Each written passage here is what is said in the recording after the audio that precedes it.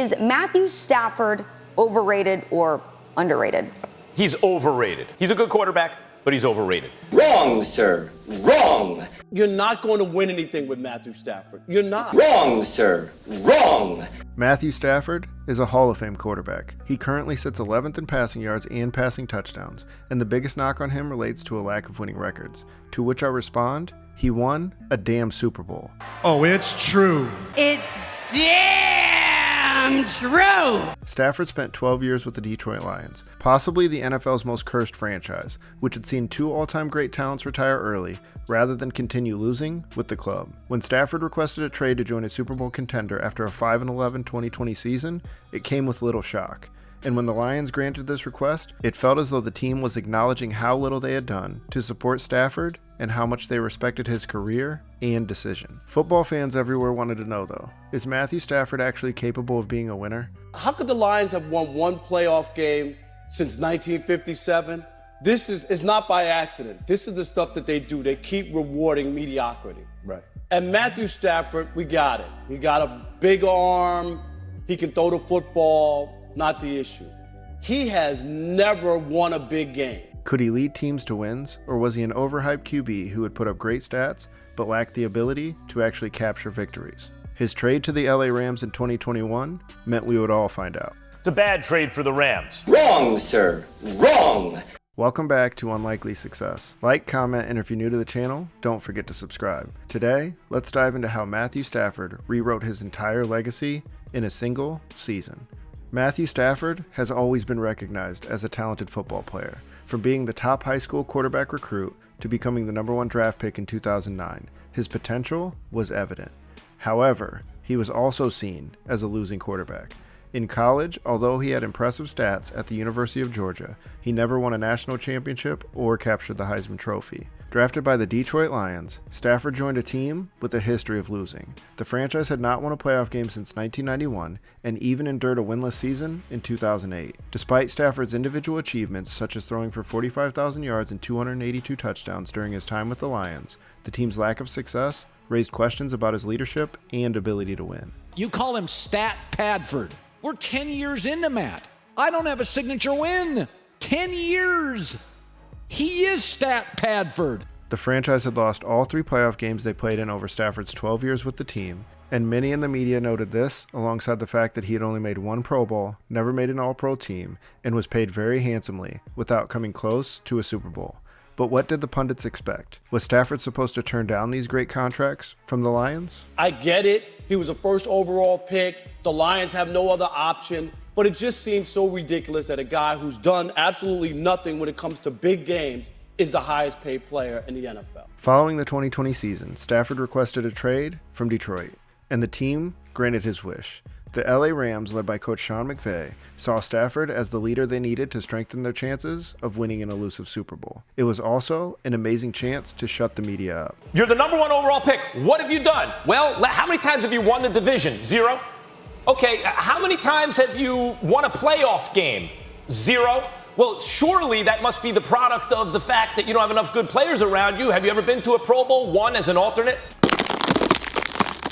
The LA Rams would send their starting quarterback Jared Goff, a 3rd-round pick, and 2 first-round picks, just for Stafford. I think the 2 first-round picks for a QB, we do it every day of the week if we were pretty certain. You can't be 100% certain, but pretty certain that we could go from good to great. They were one of at least 6 teams rumored to have offered a trade package, and among those were the Broncos, Bears, and Panthers. The Rams hoped by landing a new starting QB, they would be able to capture their 2nd Super Bowl title. McVay's belief in Stafford was evident. I think the thing that really separates the good from the great quarterbacks are in known passing downs, when defense usually has the advantage and they know you're throwing it 2-minute end of the game coming from behind.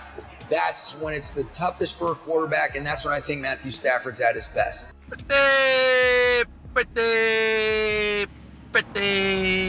Pretty good.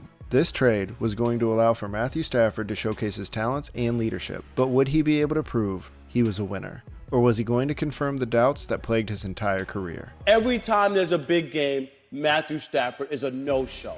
Leading up to the 2021 season, the Rams were considered one of the favorites to win the Super Bowl, boasting a talented roster led by Stafford, Aaron Donald, Cooper Kupp, Jalen Ramsey, and Andrew Whitworth.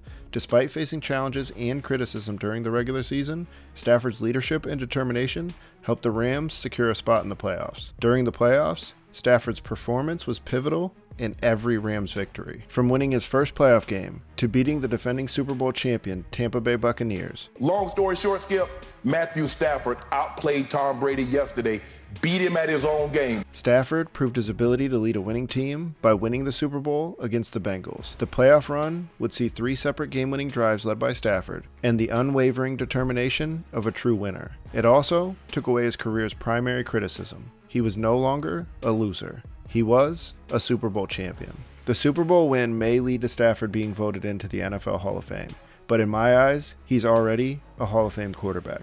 And his success is legendary amongst Rams and Lions fans. The loyalty he showed to a struggling Detroit franchise led to an amicable trade where he was able to prosper. These days, it appears the Lions may have finally shed their own losing ways after winning their first playoff game in 30-plus years in 2023. And they have a team built for success over the next few years, thanks in no small part to the Stafford trade. It's a very rare win-win trade in the NFL, and both organizations can claim they won without taking away from the other. I find myself rooting for the Lions more and more to win, because their fans were very classy in wishing Stafford well without considering him a traitor. It makes me wonder though, what would have happened if they traded Barry or Megatron back in the day? Would they have lifted their losing ways simply by doing right by the Hall of Fame talents? Regardless of these two questions, Matthew Stafford will crack the top 10 in passing yards and passing touchdowns. He has a Super Bowl ring, and from my eyes, a very strong case for the Hall of Fame. Only time will tell if I'm right. I think this about Matthew Stafford. He's still writing that book. He still has time to continue to write his Hall of Fame book. But right now, no. What do you think of Stafford as a Hall of Famer? Do you think he's a Hall of Famer? I think his numbers will, but as far as the shake the annals of the game, I don't know no more. It ain't for me to decide. His numbers speak for themselves in Detroit. He's going to put up eye-popping numbers in L.A., and he's already won a Super Bowl. So I would assume when his career's over, the Gold Jacket conversation will be there. Matthew, I took a deep dive this offseason in terms of your Hall of Fame case, okay? I would like to believe that you're there if you don't play another down. Yep. I know for almost certain that if you have another good season, you're in. How much does that possibility of cementing your legacy play into your desire to keep going? It's part of it, but it's not the main driving factor. You know, I'm still so blessed to play this game and really enjoy coming to work every single day, to work with these guys, to work with the coaches. I know that I'm a part of something special. Whether that ends with confetti, like you said, or not, I know working here and working with Sean and our coaching staff and these players is something that, not everybody gets a chance to do. And so I appreciate those opportunities, and I want to continue to do that as best I can for as long as I can, as long as I'm healthy. But I'd be lying if I sat there and thought, man, when I started playing this game, I was doing everything I could to build a career, right? And then midway through your career, doing everything you can, try and win games and do all those things and have team success. And that's still the same goal. But, you got 15 years in the rearview mirror right now, and I am proud of what I've been able to accomplish, and I couldn't have accomplished any of it without the help of the teammates, coaches, and everybody, along the way. But it is something that when I started playing this game, I grew up watching NFL films. I grew up watching the greats play and wanting to be a part of that, and just having any kind of an inkling that could ever be a possibility is something that's a motivating factor for sure, but it's not the main one. This has been The Unlikely Success.